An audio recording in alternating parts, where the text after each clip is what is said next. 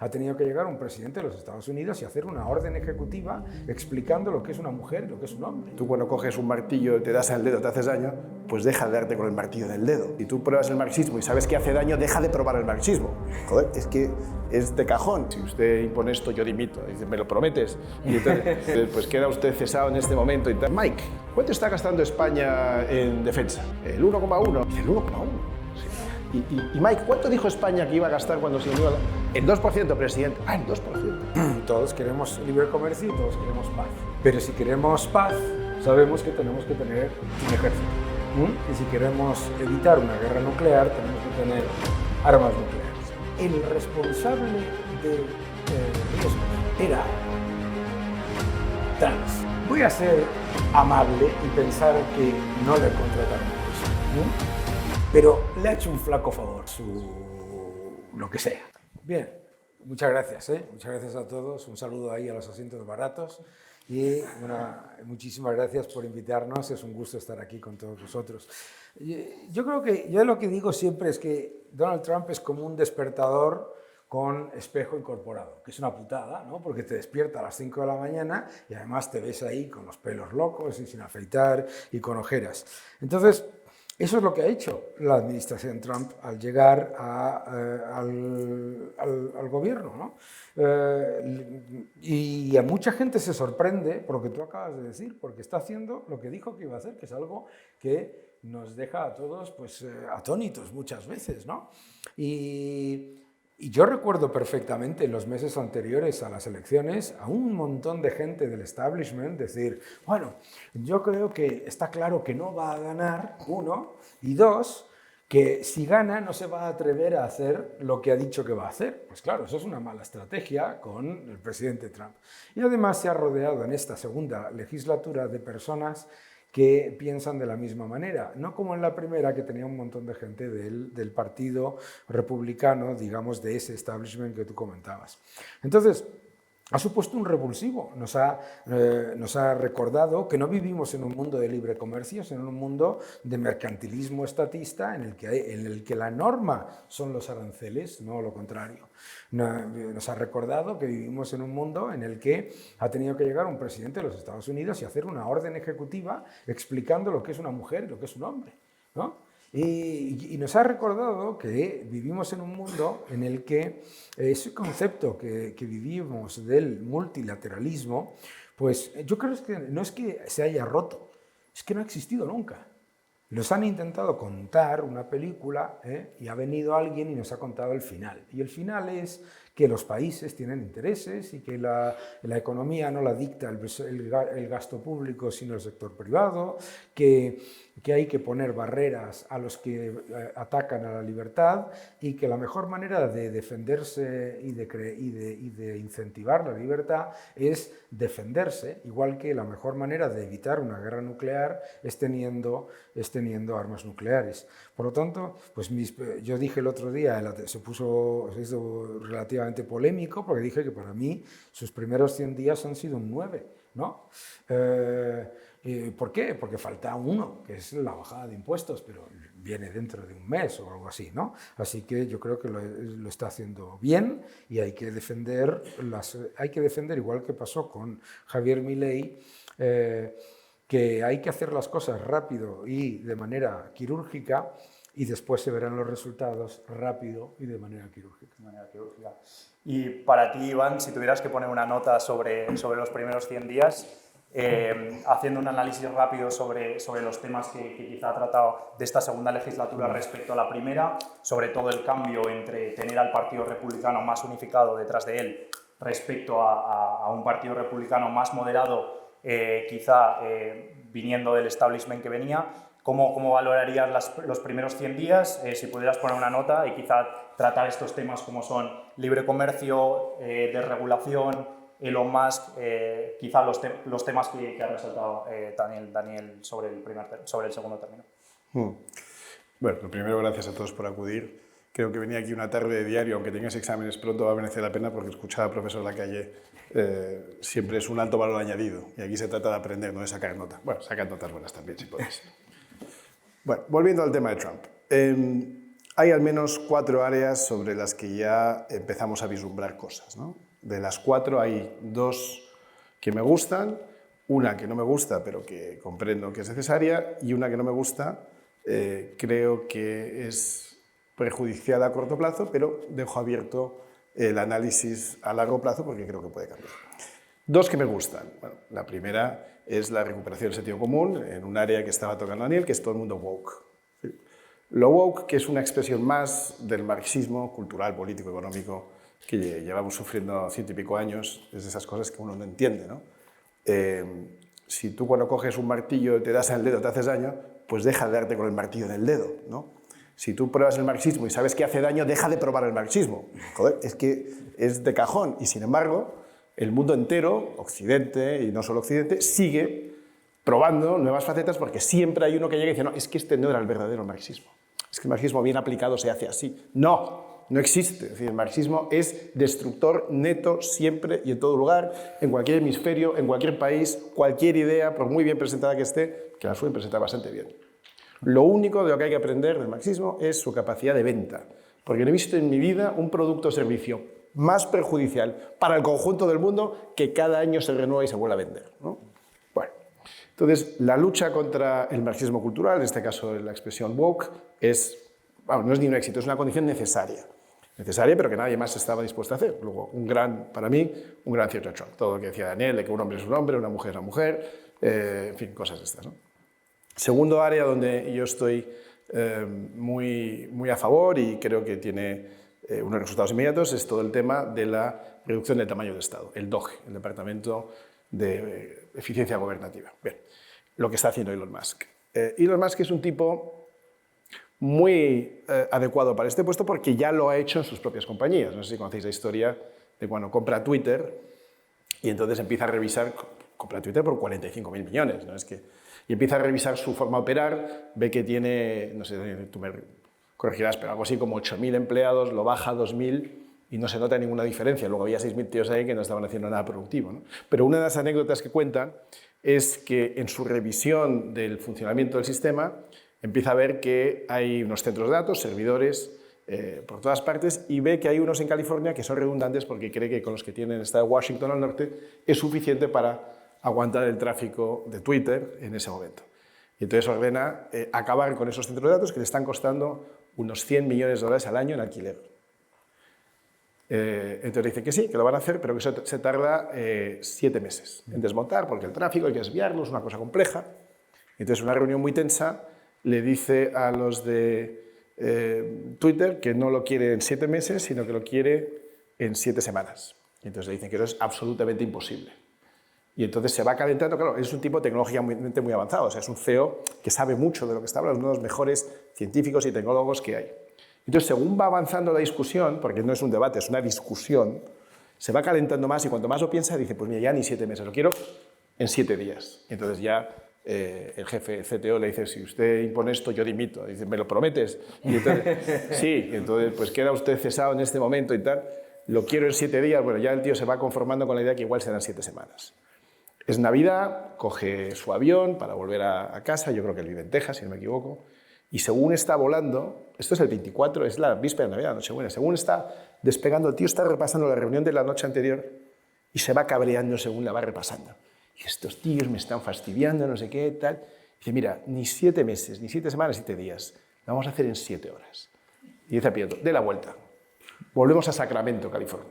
El piloto da la vuelta, aterriza en Sacramento, va con un par de compañeros que van con él, su jefe de seguridad, y van al data center donde está hospedado el tráfico de Twitter en California. Y entonces ha calculado previamente que si ese data center deja de funcionar, el de Washington lo va a absorber. Entra casi forzando la entrada en un sitio donde no se puede entrar fácilmente, al vigilante jurado más o menos lo aplaca, hasta que llega donde están los servidores de Twitter, va encontrando el mainframe y donde ya está el cable principal, dice, escolta, dice, ¿llevas una navaja? Sí, dámela. Y hace raca y corta el cable. 7 minutos. El tráfico se desvía hacia los demás servidores y no pasa absolutamente nada. Coge el avión, se va de vuelta y en el avión llama y dice a los susteteos, dice, ahora cogéis estos servidores, los metéis en camiones y os los lleváis a Washington y os ponéis en nuestros servidores. Bueno, quiero decir que esta actitud salvaje, brutal, excesiva, probablemente no es la mejor forma de hacer las cosas, pero demuestra desde el primer día que las cosas se pueden hacer de manera mucho más eficiente, que se puede ahorrar costes, que hay un montón de grasa en el sistema. Hay una grasa que es necesaria para que las cosas funcionen bien, para asegurarse de que no hay choques, pero hay mucha que es innecesaria. Este tío es el tío más indicado para encontrar bolsas de gasto innecesario en Estados Unidos. Luego, la segunda parte, que es Doge, me gusta, creo que lo está haciendo bien, me da envidia, ojalá lo hiciéramos aquí también. Aquí hay miles y miles de millones que si mañana desaparecen, nadie se da cuenta. Nadie se da cuenta. Vale.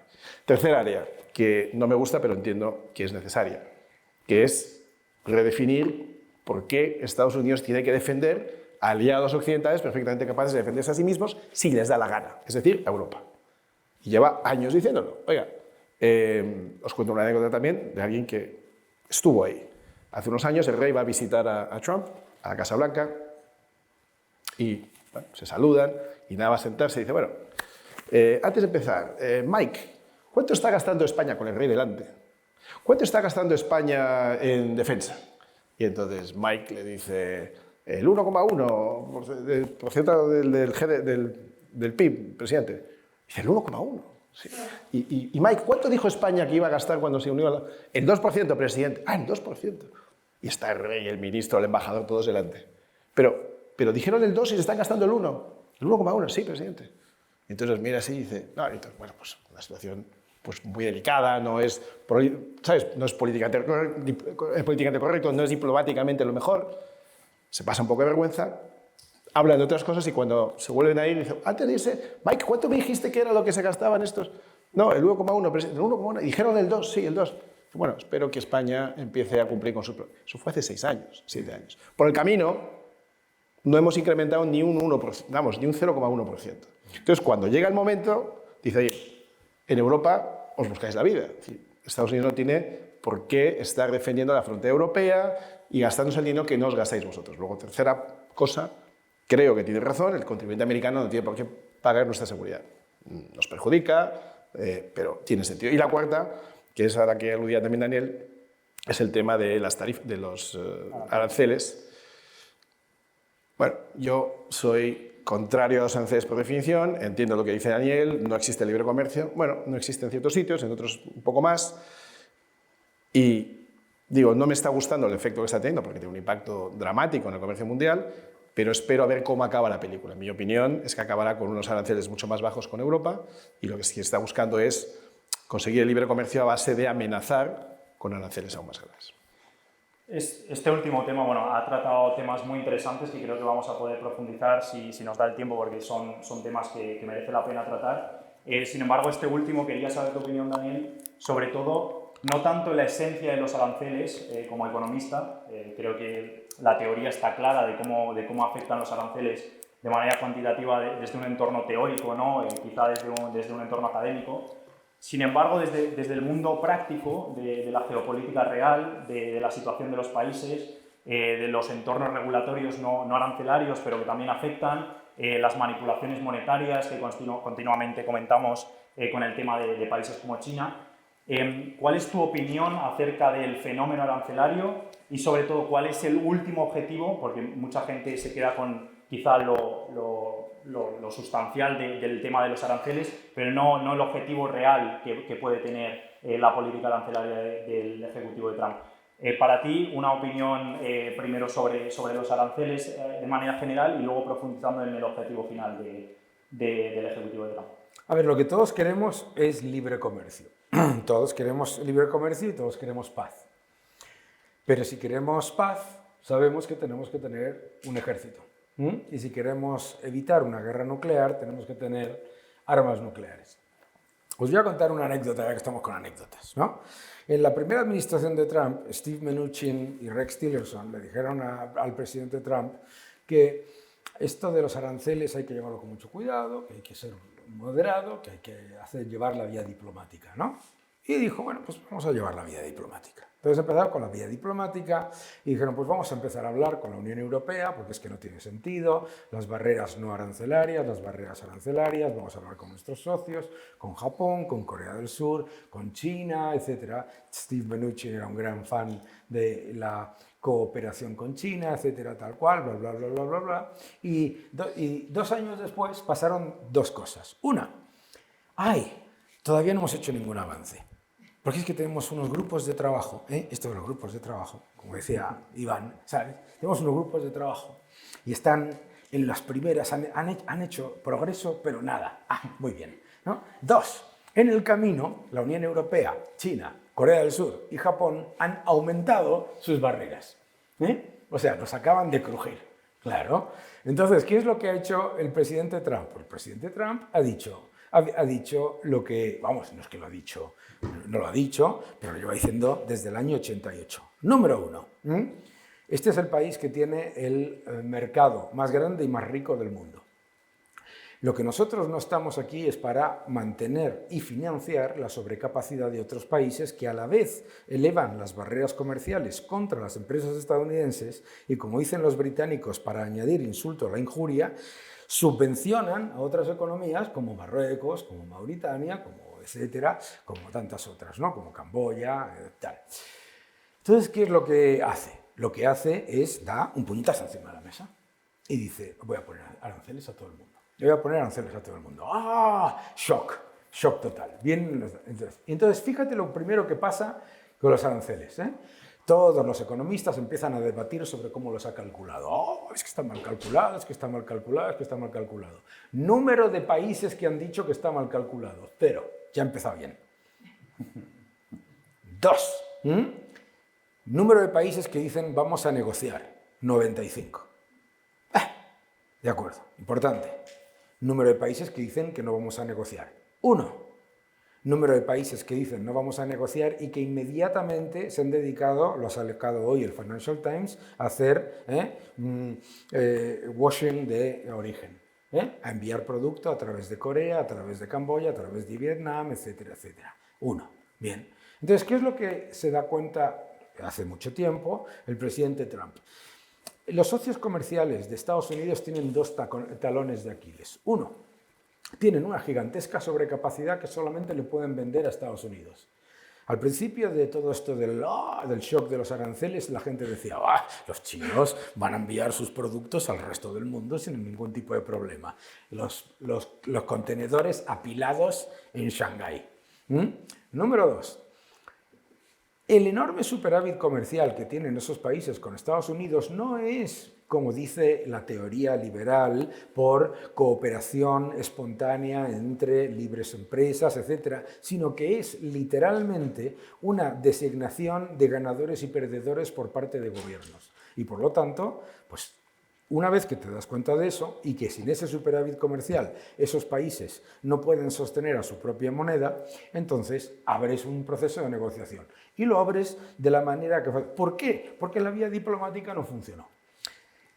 ¿Que las formas no gustan? A mí las formas que no me gustan son las de la señora que habéis sacado hace un minuto, la señora von der Leyen, que dice los objetivos de la Unión Europea son inamovibles. ¿Quién los ha votado?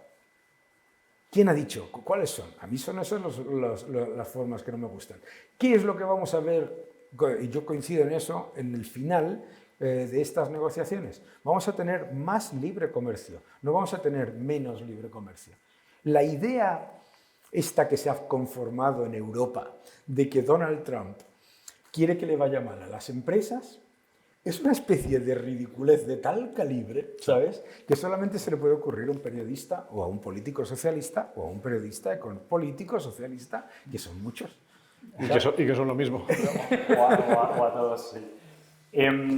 Bueno, muy interesante, sobre todo la mención a Europa. Yo creo que en este caso la mención a Europa y China, quizá como agentes quizá principales dentro del panorama geopolítico, con ese hegemón que es Estados Unidos, que se ha dedicado estas últimas décadas a ser la policía internacional del mundo, ¿no? Y de repente ahora parece ser que Europa quiere tomar el timón después de este segundo término, intuyendo programas o políticas como la subida en gasto en defensa, ahora quiere ser abanderado en las libertades internacionales, democracia internacional, etc.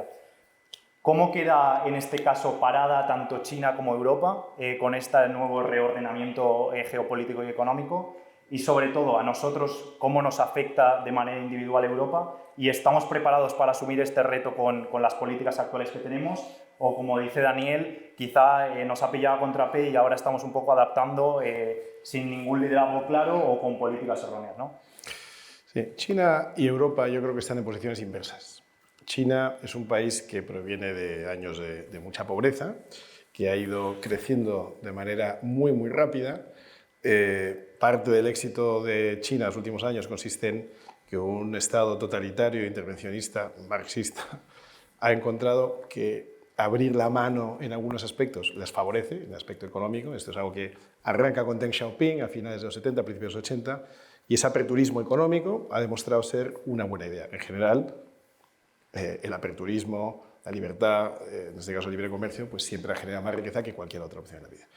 Luego China lleva, pues te diría, 45 años en una senda de crecimiento brutal, pero, recogiendo algo de lo que decía Daniel, no siempre del todo limpia. ¿Por qué no del todo limpia? Porque aparte de que ha ido abriendo económicamente sus mercados, también ha ido subvencionando a algunas compañías, eligiendo ganadores y perdedores, ayudando de manera muy clara a algunas de ellas y subvencionando el coste de algunos productos que luego se venden en Estados Unidos o en Europa o en Occidente a un coste más bajo, más competitivo, en detrimento de nuestra propia industria. Esto es lo que efectivamente tenemos que ser capaces de parar. Pero lejos de pararlo, Europa, que como digo lleva la senda contraria, ha sido pues, la zona más rica del mundo, el faro de Occidente, la cuna de la civilización, Grecia, Roma, en fin, lleva, no sé, yo diría por lo menos lo que va de siglo, en declive. Cada vez peor, cada vez más burocrático. Daniel mencionaba el tema de la Unión Europea, que tuvo en su momento pues, un papel fundamental. Hoy es un emisor de problemas que hay que solucionar, no que haya que destruir, sino que hay que solucionar. Pero la senda por la que va Europa es la contraria, es la burocratización. Un poco la broma es que Estados Unidos lo innova o lo crea, China lo produce y Europa lo regula, ¿no? Pero es una broma que no es del todo broma. En España no tenemos prácticamente compañías de inteligencia artificial, pero ya tenemos la agencia pública estatal que regula la actividad de inteligencia artificial que no existe. Y además ya tiene dotación presupuestaria, no sé si tiene ya 15 o 20 empleados, es decir, 90 empleados, me he quedado. Es que es para alucinar. Sí, sí. Algunos será del mundo de Ábalos, otros será del mundo de... Bueno, entonces, claro, es exactamente al revés, ¿no? Lo que hay que hacer. Es decir, tenemos que ser capaces de tirar de nuestras esencias y recuperar pues, una economía productiva basada en el crecimiento, buscando la generación de riqueza, que luego ya discutiremos cómo se reparte. Ahí es donde ya debería entrar la discusión entre socialdemócratas y liberal conservadores, en cómo repartimos una riqueza que hemos creado, pero primero hay que crearla. Lo que no se puede es tener pues, economías con un nivel de participación de la economía pública del 45%, sino el otro 55% altamente regulado, y esperar que esto se vaya a sostener con el tiempo. Es que esto no funciona, es que es pura matemática, ¿no? Entonces, China va por un camino, como digo, de crecimiento brutal, tiene también algunas tensiones, tiene un problema de exceso de generación de vivienda, el inverso es nuestro, pero en fin, tiene algunas tensiones internas, pero está en una senda de crecimiento brutal. Europa, por el contrario, está en un momento de recesión, si cogemos, recesión quizás es una palabra muy dura, pero de estancamiento. Si cogemos la economía española, y veo que en esta sala sois todos gente joven, como es natural, pues vosotros, incluso gente mayor que vosotros, de 30, 35, yo diría hasta 40 años, no ha experimentado nunca en su vida laboral un periodo continuado y sostenido de crecimiento económico. Y eso es dramático. O sea, que las personas de 40, 35, 30, 25, vosotros sois estudiantes todavía y no estáis expuestos a eso, no hayan conocido nunca un momento de crecimiento económico sostenido, genera una inestabilidad, una falta de convicción acerca del futuro, que impide que se desarrollen muchas cosas, pues que uno pueda generar una familia, comprar una vivienda, porque todo esto se basa en la confianza, que las cosas van a ir mejor, que a lo mejor cuando arrancas pues, como becario no ganas mucho, pero ya ves que los que tienen 4 o 5 años más que tú les va bien, a sus jefes ya les va todo bien mejor, pero cuando tú entras de becario y ves que el que tiene 4 años más que tú sigue más o menos de becario, y el que tiene 10 años más que tú gana un salario que es una porquería, y el que tiene 20 años más que tú, con 40, sigue sin salir adelante, pues esto es desastroso, ¿no? Entonces, yo lo que veo en Trump es una enorme oportunidad para Europa. como decía Daniel, es nuestro despertador. Y con el espejo, en el que efectivamente nos vemos feos. Pero tenemos que admitir que somos feos, porque el primer paso para ser guapo es admitir que eres feo. Y luego ya, joder, pues tendrás que ir al gimnasio, te tendrás que vestir bien, vete al peluquero, búscate un estilista, pero lo primero es admitir que estás feo, porque si te crees que estás guapo, estamos fatal. Estamos feos. Pero esto tiene solución, o sea, hay medidas que podemos tomar, hay cosas que podemos hacer. No es que nos ha caído del cielo, de hecho, este declive de lo que va del siglo XXI es autogenerado. No es que nadie malvado desde fuera nos lo ha impuesto, excepto nuestros propios políticos, pero que son nuestros, o sea, que también los podemos cambiar, que también podemos exigirles un poquito más, que también podemos proponer alternativas, que también podemos generar sociedad civil un poco pujante, podemos tener conversaciones en estas universidades, leer libros como el de Daniel, ver ONGs o mejor entidades de sociedad civil que crean conversaciones, y eso es lo que hace falta, una sociedad un poco más vibrante, un poco más exigente con sus políticos y empezar a replantearnos las cosas. Y para continuar con este tema, sobre todo de la estructura económica y del camino que debe tomar Europa en esta coyuntura internacional, ¿está Europa mirándose al espejo y viendo que somos feos y por lo tanto vamos a ir al gimnasio? ¿O está Europa encogiendo tripa para salir bien en la foto con muchos parches y, digamos, una política keynesiana a corto plazo de intentar estimular la economía, ahora con el techo de deuda alemán, intentar un poco aumentar el gasto en defensa, ahora parece ser que la defensa y el gasto en defensa sí estimula la economía? ¿Está quizá Europa tomando la medida del cambio estructural que necesita para el largo plazo? ¿O por el contrario estamos siguiendo con esas políticas cortoplacistas que a largo plazo no van a tener ningún resultado positivo? No, yo soy optimista con Europa porque hay que reconocer a Europa varias cosas. La Unión Europea es un éxito, ¿no? Porque es la unión de países cuya historia es matarse entre ellos, ¿no? Eso no es malo, para empezar, ¿no? Lo segundo es el euro, que lo criticamos mucho. La gente que estáis aquí, que sois todos muy jóvenes, menos tú, perdona, que es su cumpleaños. Pero claro, imaginaos por un momento si hubiésemos tenido la peseta, o el Pedro, imaginaos que estuviésemos ahora, sí, ríete, sí, imagínate si nosotros tuviésemos ahora una moneda propia, ¿no? ¿Dónde estaríamos? ¿De acuerdo? De inflación, etc. Entonces, eso es positivo. Pero la Unión Europea solamente, y además por diseño y por esa misma estructura, solamente puede reaccionar ante shocks, ante una crisis, ante algo que realmente le haga despertarse, ¿no? Y por eso me parece que es una oportunidad.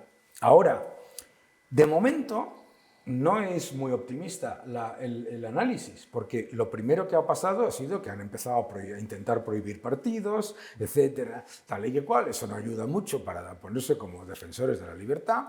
Número dos, la Unión Europea lanzó, tras el informe Draghi, que tampoco era para tirar cohetes, ¿sabes? Que era muy diplomático, lanzó una cosa que se llamaba la brújula de la competitividad. La brújula de la competitividad, a bombo y platillo. ¿Os habéis enterado? No. Bueno, da igual, menos mal, porque eso significa que no se han gastado tanto en nada como lo que uno se imaginaba. Pero lanzaron la brújula de la competitividad y desde que se lanzó esa brújula de la competitividad, la Unión Europea ha publicado 180 normas por semana. Es decir, que imagínate si no lanza la brújula de la competitividad. No quiero ni pensar lo que hubiera pasado.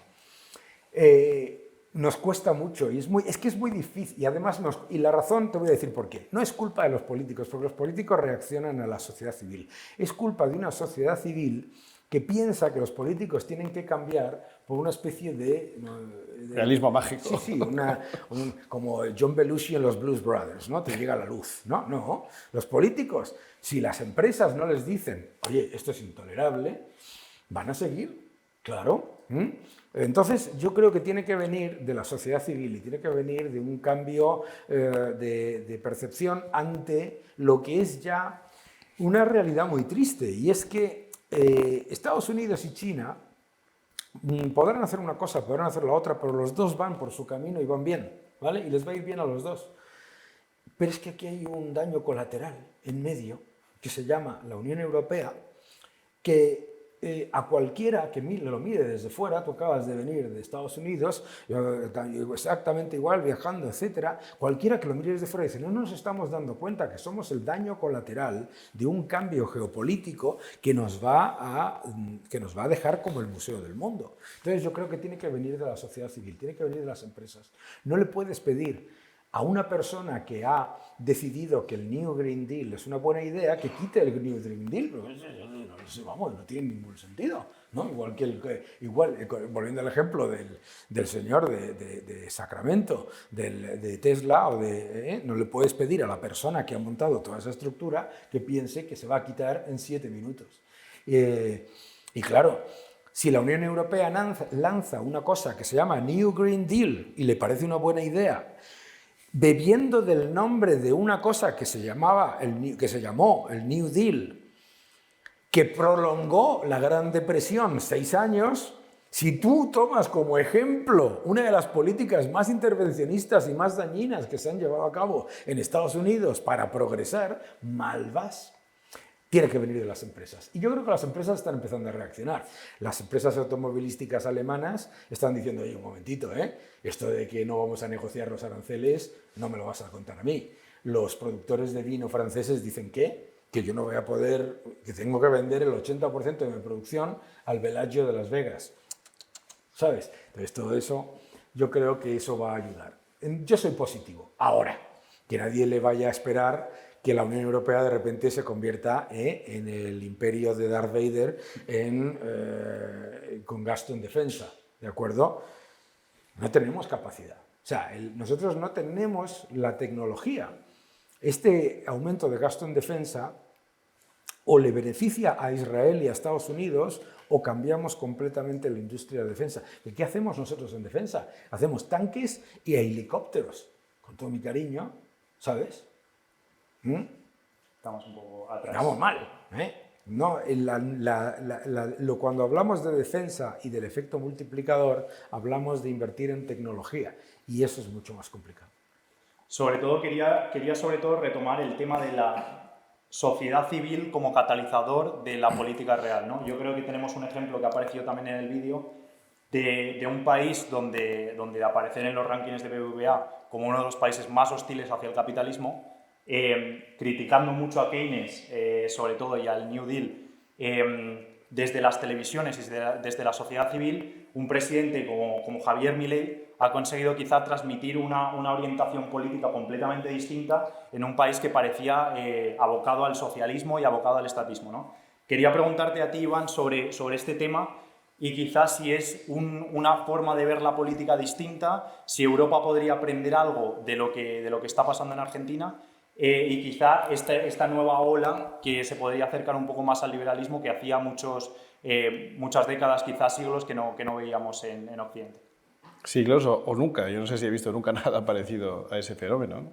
Pero claro, los gobiernos reflejan la sociedad a la que representan. Es decir, es raro ver un gobierno súper eficiente en un país súper ineficiente. Es raro ver un gobierno que se prolonga en el tiempo corrupto en un país muy limpio. Es raro ver un gobierno que no se parezca a su país. Y si existe, pues como digo, el tiempo va corrigiendo las cosas, ¿no? Entonces, Milei es un efecto del tiempo en el que está Argentina. Es decir, Argentina ha sido realmente placada, machacada, destruida por una década tras otra de gobiernos kirchneristas o populistas, o al final marxistas, que es siempre lo mismo, ¿no? Y yo solo espero que no tengamos que acabar tan mal como estaba Argentina hace 2 años para que al final venga un Milei o alguien que tenga ideas parecidas a las de Milei. Milei es un personaje complejo, pero desde luego lo que tiene que ver en materia económica lo tiene claro y yo creo que a todos nos va mucho en que a Milei le vaya muy bien en Argentina y creo que le vaya muy bien. Creo que las medidas que está tomando en el lado del gasto, pues también el recorte de gasto. De hecho, antes aludía al Doge de Estados Unidos, pero realmente el primer impulsor de la motosierra incluso, es decir, de la reducción del tamaño del Estado aplicada ha sido Milei. Y el Ministerio de Desregulación es un modelo en el que Elon Musk también se mira. De hecho, ha retuiteado a varias cosas de ese gobierno y de ese ministerio. Luego es un éxito ya de por sí, es un éxito de posicionamiento o de reposicionamiento de un país que iba por muy mal camino y creo que se va a arreglar. Claro, la gente es muy impaciente y te dice, es que en Argentina la inflación es del, no sé, el 4% mensual. Claro, es que era del 40%, ¿sabes? Entonces, no pasas del 40% mensual al 4% mensual tan rápidamente, ¿no? Es un milagro lo que está sucediendo en Argentina. Y digo que creo que nos va mucho en ello porque creo que es un ejemplo, creo que va a salir muy bien, en el que otros muchos se van a poder pirar. Buscando otro ejemplo que nada tiene que ver con este, en Centroamérica puedes ver lo que está pasando en El Salvador, con un líder muy peculiar, por cierto, muy joven, tiene la edad de algunos de vosotros cuando llegó al gobierno, con menos de 30 años, y ha revolucionado ese país. Lo primero, dándole una base de estabilidad, de orden y seguridad. A partir de ahí, todo lo que está haciendo ahora es también muy interesante, de inversión en infraestructuras, en infraestructura de carreteras, sanitaria, hospitalaria, también de educación y de apertura del país al mundo del turismo, a los ingresos por divisas, el tema del Bitcoin, es decir, está siendo un presidente muy innovador. Y el país más inseguro del mundo, junto con Sudáfrica, ha pasado a ser el país más seguro de toda América y me atrevo a decir que más seguro que la mayoría de las ciudades norteamericanas. Entonces, creo que hay modelos, todos tendrán sus debilidades, si haces un análisis DAFO, pues también tendrán sus debilidades y sus amenazas, pero muy interesantes para que otros países empiecen a mirarlos. Y volviendo al tema de Europa, insisto, los gobiernos que tenemos se parecen a las sociedades que tenemos. Si creéis que Sánchez es un mal presidente, pues preguntaos por qué lleva 7 años seguidos gobernando. Es decir, algo hay. ¿Será que hay muchos españoles que piensan que no es tan mal presidente? ¿O será que no hay alternativas que se lo estén poniendo más difícil? O lo que sea. Pero Sánchez refleja el país que tenemos. Y como Sánchez, podemos decir casi todo de Europa. En aquellos países no prohíben a los gobiernos que ganan, ¿no? A los gobernantes que ganan. Pero donde hay elecciones más o menos libres, pues los gobiernos que salen, puede haber una aberración alguna vez estadísticamente, pero normalmente reflejan el país que tienes. Entonces, si tú en Alemania te presentas como candidato y se descubre que has plagiado un capítulo de un libro, dimites. Si tú en España te presentas a unas elecciones y se demuestra que el libro no es que no hayas escrito, es que no lo has ni leído el tuyo propio, ¿sabes? Porque te lo han escrito, y vuelves a salir elegido, pues me estás dando mucha información sobre los dos países. Hay un país donde este tipo de cosas importan y hay un país donde no. Luego señalamos a Sánchez o a los presidentes que sean, pero tenemos que hacer también una introspección de decir, oye, ¿y qué tal somos nosotros como sociedad para permitir, fomentar, tolerar y extender una presidencia como la de este tío? Porque algo estamos haciendo mal. Si creemos que es tan malo, si es tan obvio, si es tan destructor de valor añadido, si está haciendo todo mal, si los trenes, las catenarias, la luz, la energía, las nevadas, todo es culpa de Sánchez, ¿cómo es posible que siga siendo reelegido? Porque sigue siendo reelegido. A mí, veréis poca gente más crítica que yo, y además creo que su primer gobierno fue ilegítimo, porque vino e hizo lo contrario de lo que dijo que iba a hacer. Su segunda legislatura, para ser claros.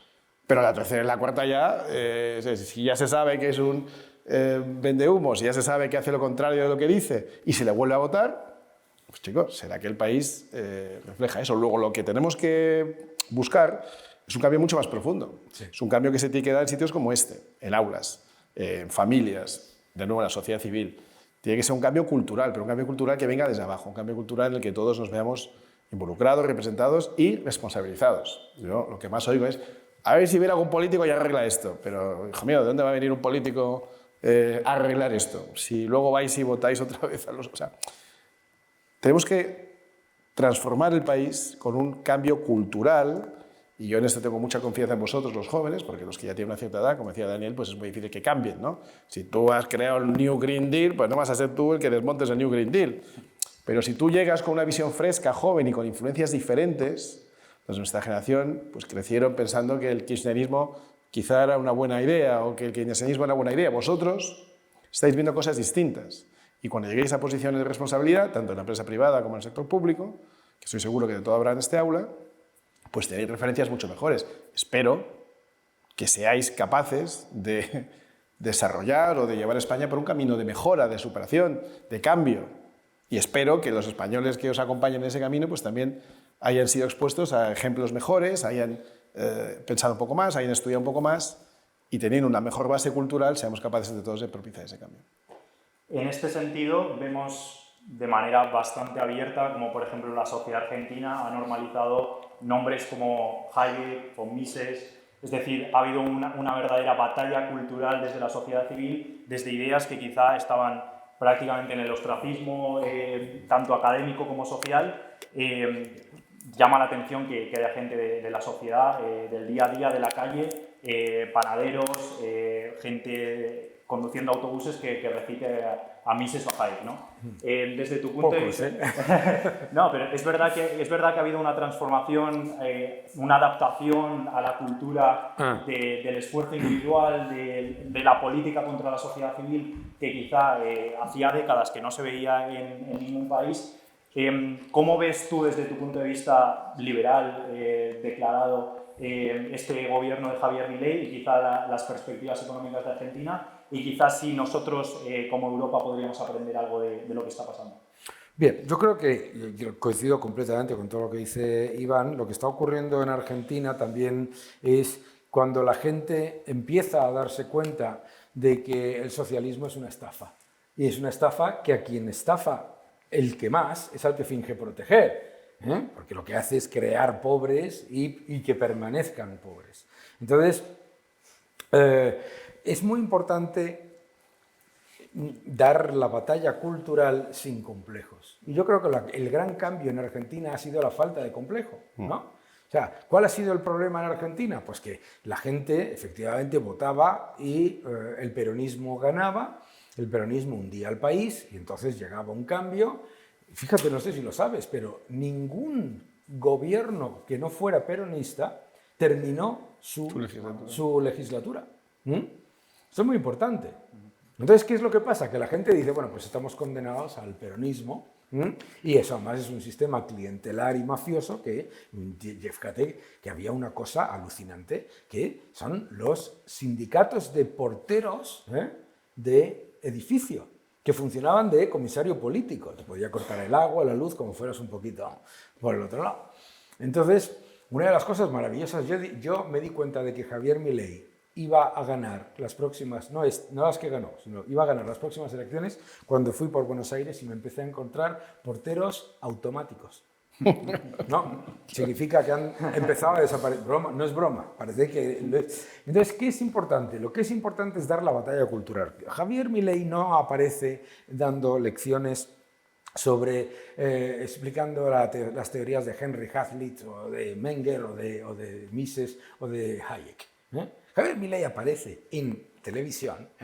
Estaba yo esperando un día para participar en un programa de la Nación Televisión y estaba yo ahí esperando diciendo, bueno, ya a ver qué voy a decir porque me van a considerar demasiado agresivo, voy a hablar mal de Argentina, tal cual, no sé qué, no sé cuántos. Y entonces oigo lo siguiente. Váyase usted a la recontra... esos insultos que solamente un argentino es capaz de decir con la gracia y esto que tiene. Y dije, yo ya no tengo ningún problema, yo voy detrás. Este era Javier Milei. Javier es una persona que ha sido capaz de acercarle el mensaje a todo el mundo sin ir de listo, sin ir de déjeme usted que yo le explique. Diciéndole a la gente lo que todo el mundo entiende. No hay plata. No, 2 más 2 nos suman 22. Los impuestos son un robo. No decía, los impuestos son demasiado altos comparado con la producción. No. Los impuestos son un robo. El Estado no es la solución. El Estado es el problema, etcétera, etcétera. Entonces, todo eso es muy importante. Es darle a la gente mensajes que además inmediatamente resuenan con lo que todos estamos viviendo cada día. Si tú a la gente lo que les estás diciendo, esto lo he vivido yo, si tú lo que le estás diciendo a la gente es que les vas a dar el 50% del socialismo, la gente, que no es tonta, dice, pues yo casi prefiero el 100%. No voy a tener huelgas, van a decir que esto va como un cohete, ¿sabes? Van a contratar a señoritas de entretenimiento horizontal. Estupendo, ¿no? Entonces...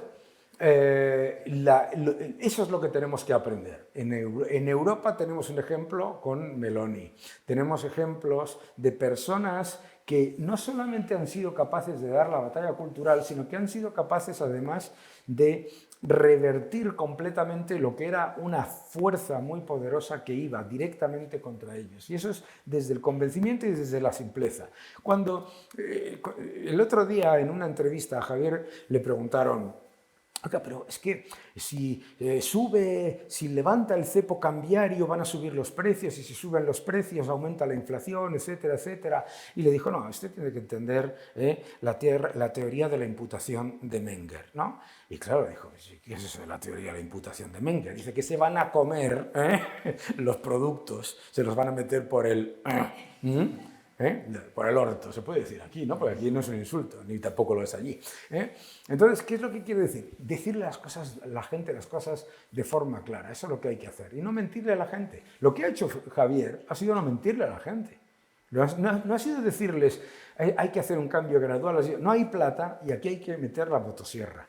Que es lo mismo que ha hecho Trump y que es lo que hizo Bukele. Bukele llegó y dijo: no. O sea, aquí nosotros no estamos para defender los derechos de un criminal. Estamos aquí para defender los derechos de la gente de bien, a la que hoy en San Salvador, si sale a la compra, la probabilidad de que no vuelva ni con la compra ni con su vida es del 20%. No es pequeña. Entonces yo creo que todas esas cosas es que hay que dar la batalla cultural de manera contundente, como la de Iván. Sin complejos, olvídate de los complejos, olvídate de los complejos y olvídate de intentar caerle bien y que haya un titular positivo sobre ti en la SER o en El País. No lo va a haber, así que da la batalla. Y si lo hay es mala cosa. Y mala, claro. Sí, yo creo que sin duda ha sido el gran cambio, ¿no? de los últimos años, la capacidad de poder decir abiertamente las ideas, cuando antes parecía que si las decías quedabas aislado completamente del mundo privado y público, ¿no? Y quería ahondar en este segundo bloque, también de mercados, quizá un poco más del mundo privado, la infiltración del wokismo y de la responsabilidad social corporativa, o estos valores del ESG dentro de la corporación, sobre todo multinacional, pero que penetró un poco al tejido empresarial en general y por ende a la sociedad. ¿Cuál es la importancia, ¿no? Desde el mundo privado, ahora que te toca a ti otra vez estar desde el mundo privado, cuál es la importancia de dar esa batalla cultural desde el mundo corporativo y cuál es el rol que tendría que tener el sector privado en esta batalla? Sin duda es importantísimo. Fíjate, lo último que quedaba por caer, es decir, la infiltración cultural de la izquierda... yo he venido aquí a hablar de mi libro, voy a hablar un poco de mi libro. Sí, no, sin duda. No, pero... Baratísimo. Lo tenemos en oferta. En el libro arranco con una entrevista que a mí me parece maravillosa, que os recomiendo que veáis en YouTube. Es una entrevista del año 84, 1984, año orwelliano. En 1984, en la televisión americana, en un programa marginal, se entrevista a un espía de la KGB, un espía ruso, comunista, que se había pasado al lado americano. Entonces, año 84, él empieza a explicar y le dice al periodista: ustedes los americanos se creen que lo que hacemos los espías rusos son cosas tipo James Bond, cosas secretas y tal. Y bueno, ya hay algo de eso, de espionaje, pero no es mucho. El 85% de lo que hacemos se puede ver abiertamente y es infiltración cultural. Y lo explica. Es un vídeo largo, no lo quiero reproducir entero, pero lo explica. Pero esencialmente lo que dice es: nosotros desde el año 45, desde el final de la Guerra Mundial, nos hemos dedicado a infiltrar sus universidades, a infiltrar Hollywood, a infiltrar sus medios de producción, sus medios de comunicación, a infiltrar sus universidades, sus escuelas, hasta sus iglesias. Todo centro de influencia. Y lo empieza a explicar en terminología del 84, todavía no habla de globalismo, todavía no habla, pero habla ya de cosas no habla todavía del woke, pero ya empieza a dar ideas de por dónde va a ir el mundo y acierta en todo. Realmente merece la pena verlo. Lo último que quedaba a finales del siglo XX por infiltrar, ya era un éxito, ¿no? La infiltración universitaria, los medios de comunicación, el cine, Hollywood, todo. Lo último que quedaban son dos cosas, que son la familia y la empresa.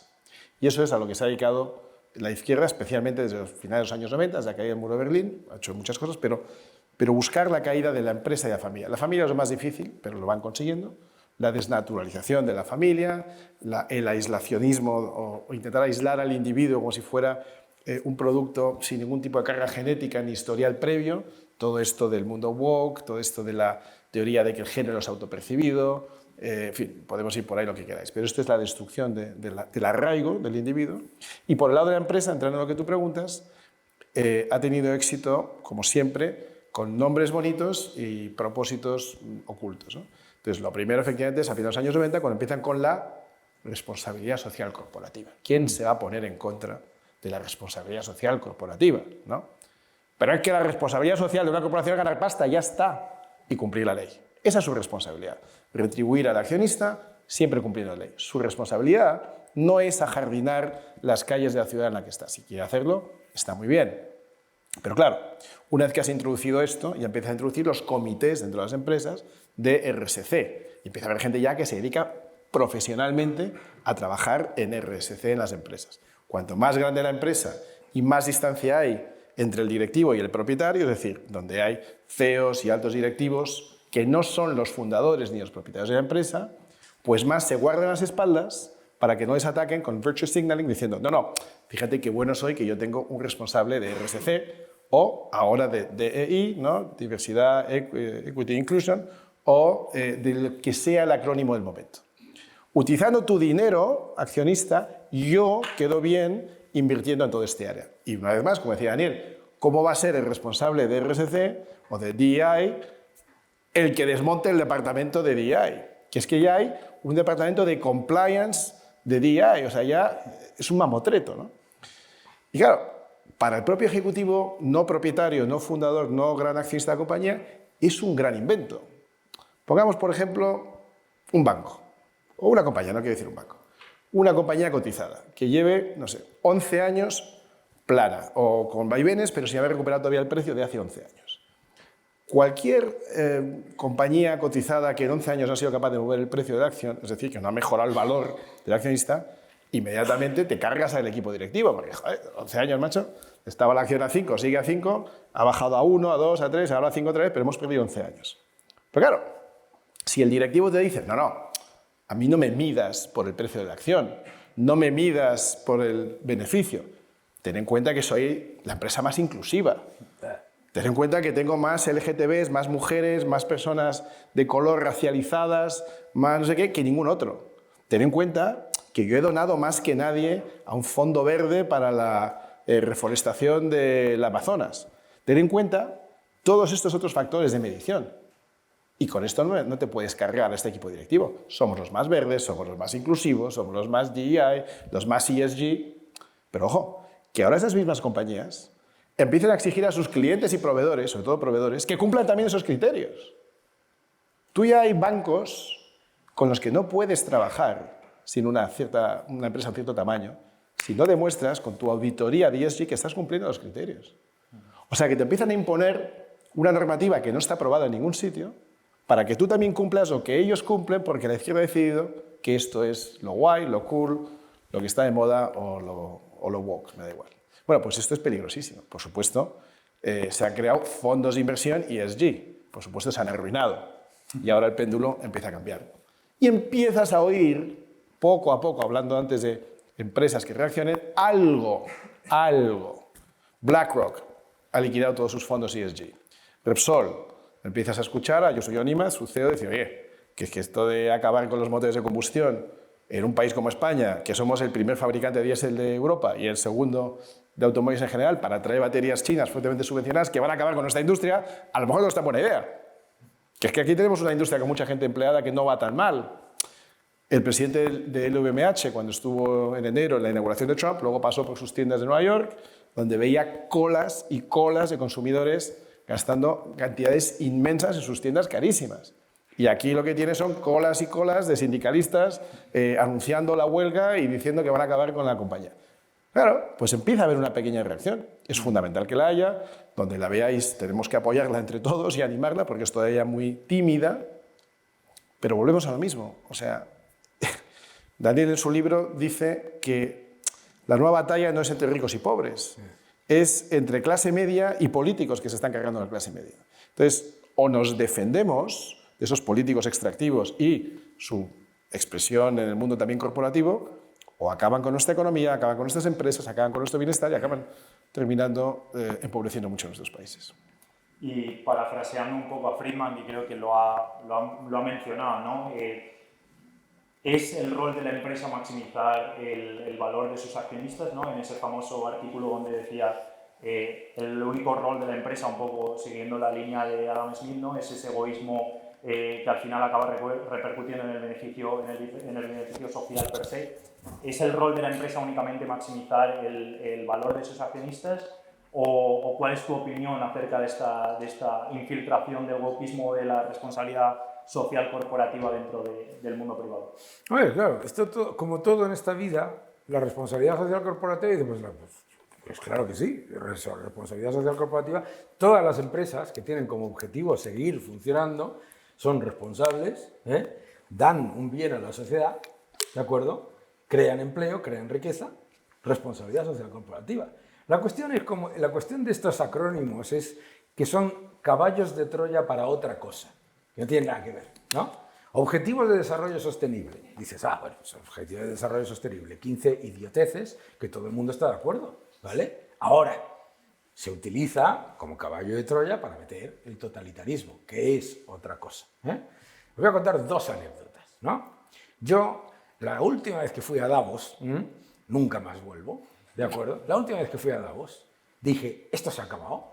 Cuando de repente aparecieron 7 desorientados disfrazados de indios, de verdad, y se pusieron a bailar por el planeta.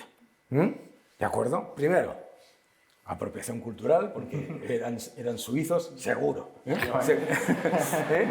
No tenían pinta de... Segundo, es que yo he visto Davos pasar de un sitio en donde se debatían cosas, se hablaba de cosas, se hablaba de cosas interesantes, importantes sobre la creación de riqueza, oportunidades de inversión, de reducción de la pobreza, etcétera, a decir exactamente las mismas estupideces una y otra vez en todas las charlas, prácticamente verbatim, prácticamente palabra por palabra las mismas. ¿What? ¿Sabes?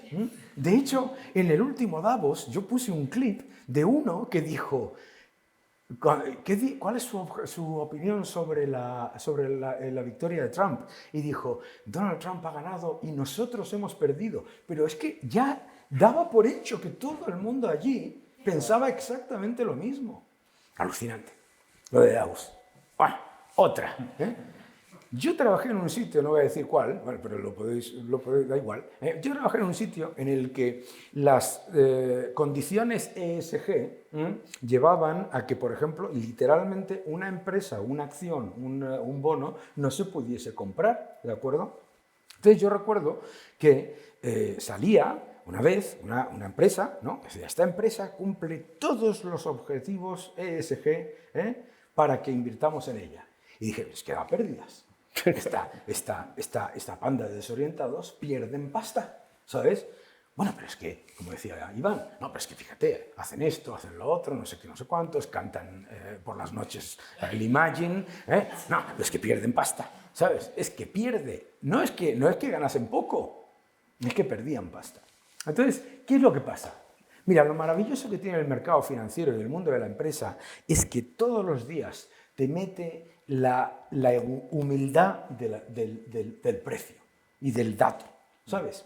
Y entonces resulta que dices, hombre, pues resulta que yo invertí en una cosa que se llamaba no sé qué, tal cual, no sé cuánto, y he perdido una pasta que te mueres, ¿sabes? Mientras que otros han ganado mucho más dinero. Y resulta que los que realmente hacen... además, hay otra cosa que a mí siempre me ha impresionado, ¿no? Yo eso lo recuerdo en una reunión que me decían, no, es que los objetivos ESG, muy importantes ESG. Y yo decía, ¿y dónde está el G? Claro. El governance, ¿no? ESG, Environmental Social Governance. Y el G, porque me estás intentando colar aquí un montón de empresas chinas. ¿Dónde está el G? ¿Entiendes? Y el S. Y el E también. Me da igual. Entonces, lo que te quiero decir es que, al final, lo maravilloso de todo esto es que de repente hay un día en el que la gente dice, pero ¿qué clase de tontería es esta, no? En el caso del inclusismo, cuando te aparece un tío, no quiero decirlo, ¿sabes? Con un bikini, nadando contra chicas ¿no? Etcétera. Bueno, pues estas cosas, ¿sabes? De repente, como en el cuento del rey que está desnudo, la gente se da cuenta de que el rey está desnudo. ¿Significa eso que no se tenga que tener objetivos medioambientales? Y objetivos medioambientales tienes que tener precisamente para cumplir con el objetivo que es generar valor para tu accionista. Claro, que se lo digan a la diferencia entre Shell y BP. Es de libro.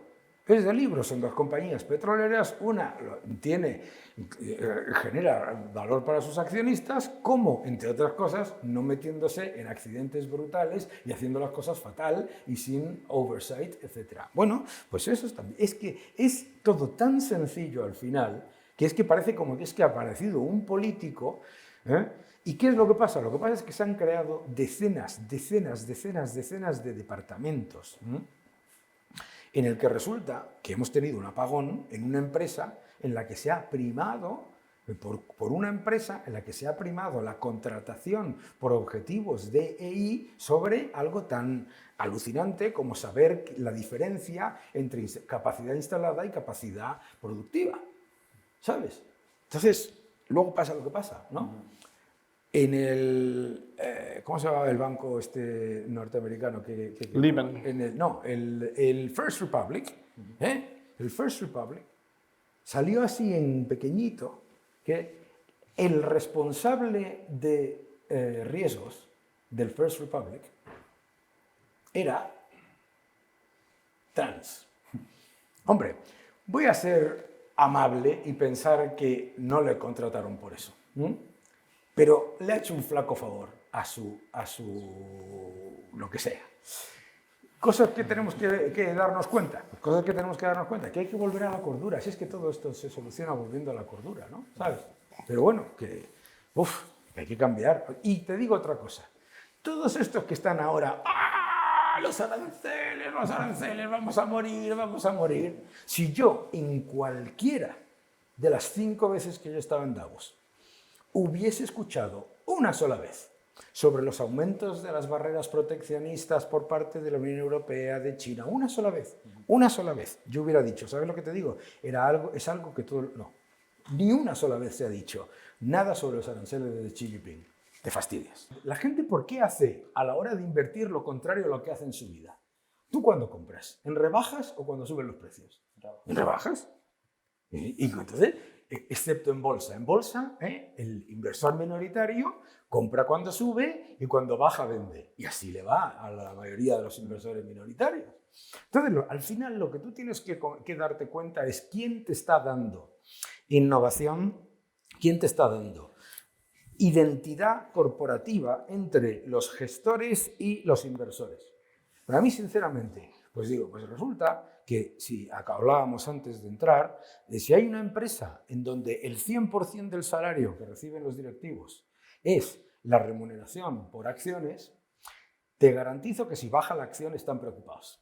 Ahora, ¿qué pasa cuando se desploma la acción de esa empresa que ha dicho Iván o de tantas otras europeas que se desploman y se desploman y se desploman al año siguiente y al otro y al otro, y que llevan 20 años con cero rentabilidad para el accionista, incluyendo dividendos? Nada, no hay ninguna preocupación. Vamos muy bien. El mercado nos premia, ¿sabes? Entonces, decía François Truffaut que en el cine está el cine norteamericano, que era un gran director, esto no es lo que lo sabéis, gran director de cine francés. Decía que en el cine está el cine norteamericano y lo demás son anécdotas. Y era un gigantesco director de cine francés. En inversión están las empresas norteamericanas y el resto son anécdotas. ¿De verdad alguien se cree que en Europa se va a crear la próxima Nvidia? ¿De verdad alguien se cree que el próximo Tesla va a salir de China? ¿De verdad alguien se lo cree? Porque si el que se lo crea, yo quiero de verdad tomar la posición contraria. Y para eso hay un mercado. Entonces, no me preocupa. ¿Cómo me va a preocupar una corrección en la... A mí lo que me preocupa es que la gente vea el mercado subir todos los días, cada día, mientras se dispara la deuda pública, se dispara el gasto público, se disparan los impuestos, etc., porque aumenta la cantidad de dinero y aumenta la expansión monetaria, y y no diga nada, ¿no? Y ahí mucha culpa la tiene, y ahí hay que ponerle un enorme tirón de orejas a muchos de mis colegas profesionales en el sector financiero, que ante la evidencia de que se aumentaba el gasto público, se aumentaba la deuda, se aumentaban los impuestos, etc., siempre que el Banco Central aumentase la cantidad de dinero y bajase los tipos de interés, pues ha literalmente blanqueado el socialismo. Entonces, lo que dice Scott Bessent no es lo que tú has dicho. Lo que dice Scott Bessent es lo siguiente. Nuestro objetivo es que le vaya bien a las empresas, a la bolsa y a los ciudadanos. No que le vaya bien a la bolsa a expensas de los ciudadanos. No es que, que suba la bolsa un 27% porque ha subido el coste de la vida un 27%, sino que baje el coste de la vida y las empresas ganen más dinero porque son más eficientes, son más innovadoras y son mejores. Entonces, yo a cualquier persona le diría, con todos mis respetos, ahí, primero, no está invirtiendo en deuda pública, pero da igual. Invertir en deuda pública es literalmente invertir en perder dinero. ¿Por qué? Porque no hay ningún Estado que te vaya a dar rentabilidad económica real por financiarle. Y si ya estás pagando una enorme cantidad de impuestos, ¿por qué tienes que tener deuda pública? No tiene ningún sentido, ¿no? Segundo, hay que invertir en equity. Y por supuesto que cuanto más ilíquido sea un activo, más arriesgado es. Entonces, la locura de pensar que porque no ves la fluctuación del valor todos los días, eso es más seguro, solo se le ocurre a alguien que jamás ha tenido que vender. Entonces, simplemente hay que recuperar la idea de que la volatilidad es estupenda y que la volatilidad es el precio de tener buenas rentabilidades a futuro. Y eso es lo que tenemos que tener. Entonces, ¿hay que preocuparse por la corrección de la bolsa norteamericana? Para nada. Lo que hay que preocuparse es de que haya alguien que tenga la temeridad de decir que la corrección de la bolsa norteamericana es una oportunidad para mover todo tu dinero a la bolsa francesa. ¿Sabes? ¿Cómo? ¿Entiendes? Nunca inviertas con quien no acompaña a tus inversiones. La primera es el primer consejo general para los jóvenes, que es que desarrolles buenos hábitos, ¿no? Porque tenéis, por edad, mucha más y mejor capacidad de la que tenemos los que somos un poco mayores de consolidar ciertos hábitos para el resto de vuestra vida. Cuanto más mayor eres, más difícil es cambiar tu comportamiento, ¿no? Sin embargo, vosotros todavía estáis en una edad de formación y estáis en una edad en la que podéis elegir en gran medida cuáles van a ser vuestros hábitos futuros. Y podéis elegir por vuestra propia decisión. Vuestros hábitos de todo tipo. Si tienes una vida saludable, si haces deporte, si lees, si madrugas, también si lo pasas bien, que no se trata de amarrar la vida a nadie, pero ir adquiriendo hábitos saludables y favorables para vuestro propio futuro, ¿no? Y uno de esos hábitos que yo os recomiendo es capitalizar una gran riqueza que tenéis todos y que tenemos en mucha menor medida los que somos mayores, que es el tiempo. Tenéis un banco enorme de tiempo. Tenéis mucho más tiempo que los inversores más ricos del mundo, mucho más que Warren Buffett, que tiene 93 años, o mucho más que nosotros, que tenemos alguno menos. El tiempo es un gran valor. Y por muy poco dinero que tengáis, y asumo que tenéis muy poco, yo os luego estaba pelado cuando tenía vuestra edad, ir adquiriendo el hábito de utilizar el tiempo a vuestro favor puede ser muy rentable. Lo puede ser para un sistema de pensiones, lo puede ser en general para la vida. Vuelvo a Warren Buffett. La octava maravilla del mundo, que estoy seguro que en esta escuela se enseña, pero que no mucha gente conoce, es la tasa de capitalización compuesta y el efecto de bola de nieve que tiene. Es decir, si tú inviertes, aunque sea una cantidad modesta hoy, en un, vamos a decir, para no complicarlo mucho, en un índice como el Standard & Poor's 500, que no hace falta ser un gran experto para hacer eso. De hecho, el índice supera o mejora al 90% de los gestores privados. Si tú eres capaz de invertir, aunque sea una cantidad pequeña, y de reinvertir los dividendos año tras año tras año, es posible que el primer año lo que tengáis no sea mucho, seguro que no sea mucho. Pero el año siguiente ya será un poco más y capitalizarás sobre lo que habéis invertido el año anterior más lo que ha ganado. Y al año que viene, y al año siguiente, y al siguiente, y al siguiente. Y se va creando un efecto bola de nieve. Como sois jóvenes, tenéis mucho tiempo por delante, y os asombraría la fortuna que se puede llegar a amasar a base de tener la disciplina de invertir, aunque sea muy poco dinero, pero constantemente a lo largo de vuestra vida. Ahora muy poco. Cuando empecéis a trabajar tendréis un poco más. Cuando ya tengáis puestos de responsabilidad tendréis más. El hábito de ir ahorrando y de ir invirtiéndolo, pensando a largo plazo, os puede llevar, a largo plazo, insisto, a tasas de riqueza que no os podéis imaginar. Os pongo un ejemplo. Si a cada niño que naciera hoy se le metiera en una cuenta indexada Standard Poor's 500, 3.000 euros, que es mucho, pero puede ser lo que le consigas de los padrinos, de los amigos en el bautizo, en vez de comprar un sonajero, un babero, un no sé qué, 3.000 euros un niño que nazca hoy y se mantiene capitalizando al ritmo de Standard Poor's 500 de los últimos 20, 25, 50 años, que es el 10,7% nominal, más del 7%, 7,2% en términos reales. A los 67 años, reinvirtiendo dividendos, a los 67 años ese niño, que ya será un señor mayor, se jubilará, podrá disfrutar de una pensión de 3.000 euros al mes durante 25 años, es decir, el resto de su vida. En términos de hoy, 3.000 euros de hoy, no 3.000 euros del 2100, claro, que eso está chupado. No.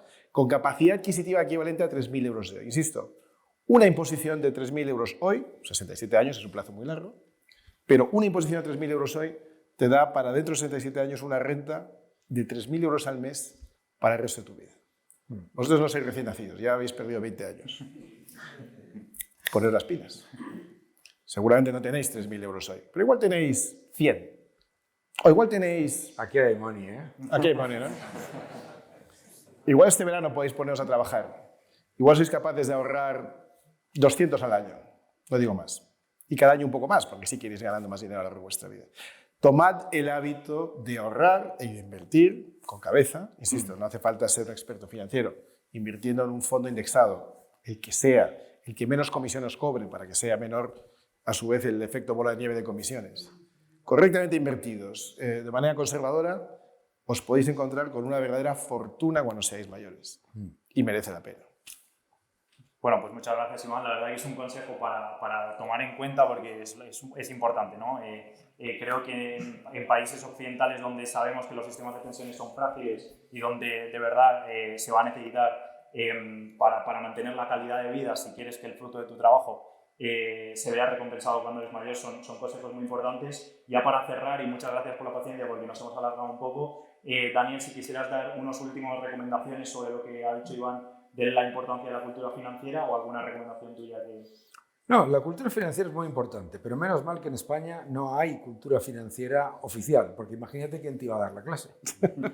Claro, y los que te iban a dar la clase te iban a decir que la inflación es por culpa de Mercadona, que invertir en bolsa es malo y que hay que darlo todo al Estado, etcétera, etcétera. Por lo tanto, la gente lo que tiene que hacer hay que invertir. Y tenéis que daros cuenta de una cosa. Si no invertís ahora, esa idea de que hay que invertir dentro de 5 años es un error. Si no invertís ahora, no vais a invertir dentro de 5 años tampoco. Si no te pones la idea de que de tu renta disponible, como dice Iván, lo que tienes, invierte un poco. Un poco. No, es que tengo que vivir. No, todo el mundo tiene que vivir, no me fastidies. Pero no me vayas a decir que toda esta generación que utiliza más el globo que el bolivic, la nuestra, ¿sabes? Pues no me fastidies que no puedes ahorrar un poquito y, sobre todo, invertir. Tenéis que invertir ayer. Porque lo que tenéis no es incertidumbre por delante. Lo que tenéis por delante es certidumbre. Y tenéis la certidumbre de 3 cosas. Número 1, vais a pagar muchísimos más impuestos de los que pagamos nosotros. Número 2, en términos reales, vuestro salario va a continuar perdiendo poder adquisitivo. Y número 3, dice, las pensiones son frágiles. No, frágiles nada. O sea, el Titanic era frágil. ¿Sabes? Las pensiones están completa y absolutamente devastadas. Por lo tanto, tenéis que invertir. Y si no invertís, os van a convertir en clientes dependientes rehenes. Hacedlo y sobre todo, mira, es muy sencillo, además es maravilloso. Lo bueno que tiene el mundo de la inversión es lo que os da yo no tengo ni idea de arreglar mi coche, ni idea. Tengo que cambiar la llave, la pila de la llave del coche, no tengo ni puñetera idea de hacerlo. ¿Quién me lo va a hacer? Pues en el concesionario, obviamente. pues utilizar un asesor independiente y no pasa absolutamente nada, que no tenéis por qué ser genios, no hay que ser Warren Buffett ni nada, pero tenéis que invertir. Hay que invertir y no os preocupéis por la cultura financiera, porque si se diese, los que estarían en la clase serían el garzón y el otro, imagínate. ¿Sabes? Sí. Bueno, y con esta visión cerramos el último apartado sobre finanzas personales.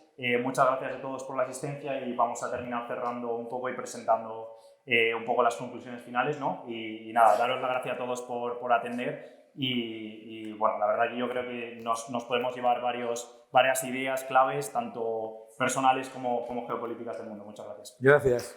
Gracias. Muy bien. Y no sube el precio del gas ni con el tiempo que hace aquí en esta sala, que hace un calor. Muy bien. Sí, sí, conclusiones. Que tenemos unas conclusiones finales. Bueno. Espérate. Hola, ahí, vamos. Nada, yo quería simplemente hacer unas preguntas para cada uno. Daniel, tú has recorrido el mundo de la economía desde dentro. Que hoy en día soy un joven que quiere emprender, pero siente que el contexto económico les desfavorable. Te tienes que equivocar. Equivócate. Si no te equivocas, nunca vas a tener éxito. Nunca. Entonces, la idea de que vas a levantarte un día por la mañana y vas a tener la idea brillante del nuevo Apple está negada por el propio Apple. ¿Sabes? Entonces, yo creo que la gente debe ser consciente de que emprender es un camino estupendo, pero que solamente vas a aprender equivocándote. Y equivocarse no es malo si aprendes. Luego están los que se equivocan y dicen doblo la apuesta. Eso es otra cosa, eso es irresponsabilidad. Y luego, a ti, Iván, quería preguntarte qué te ha enseñado la exposición pública sobre mantenerte fiel a ti mismo. Nada. No se recomienda a nadie. No, es broma. Pues mira, no es mala pregunta. La exposición pública, en mi caso, desde luego, ha sido muy dura, porque arrancó siendo, bueno, desde mi punto de vista, claro, muy injusta, ¿no? Cuando tú te metes en esto, asumes que van a criticar tus ideas, las cosas que has dicho, pues cogen un vídeo, lo cortan, no sé qué tal. A mí lo que me sucedió es que todo eso no importaba. Sí, había una caza al individuo, sí, ¿no? Y eso ha sido tremendo. Lo que sí me ha enseñado son dos cosas. Uno, pues que uno tiene más capacidad de resistencia, más resiliencia, como se dice ahora. Cuando digo uno no me refiero a mí, sino que cualquiera de vosotros. Tiene mucha más de la que cree, pero nunca sabe cuánto tiene hasta que se expone en esto o en otras cosas en la vida. Nunca sabes qué tal se te da algo hasta que lo pruebas, ¿no? Yo no sabía si iba a ser un diputado bueno o malo hasta que llegué, o si lo soy, eso ya cada uno opina. Pero hay muchas cosas, tenéis un potencial en muchas áreas, tenemos, pero más vosotros que sois jóvenes, en muchas áreas que no conocéis. Y no lo conocéis ni lo conoceréis hasta que lo probéis, ¿no? Como dice Daniel, el fracaso es parte del éxito. La acumulación de fracasos con aprendizaje es parte del éxito. Y por tanto, la recomendación es que vosotros que sois jóvenes aprovechéis ahora que las consecuencias son menores para probar cosas aunque fracaséis, siempre y cuando se extraiga una lección, un aprendizaje, ¿no? Pero, volviendo a la pregunta, lo que te enseñan este tipo de palos que te dan la vida es qué tal eres para resistirlo. Oye, a mí me pasan otras cosas en la vida. Entonces, yo quebré cuando tenía 30 años, no se lo recomienda a nadie, pero fue una experiencia para mí necesaria para otras cosas que he hecho en la vida.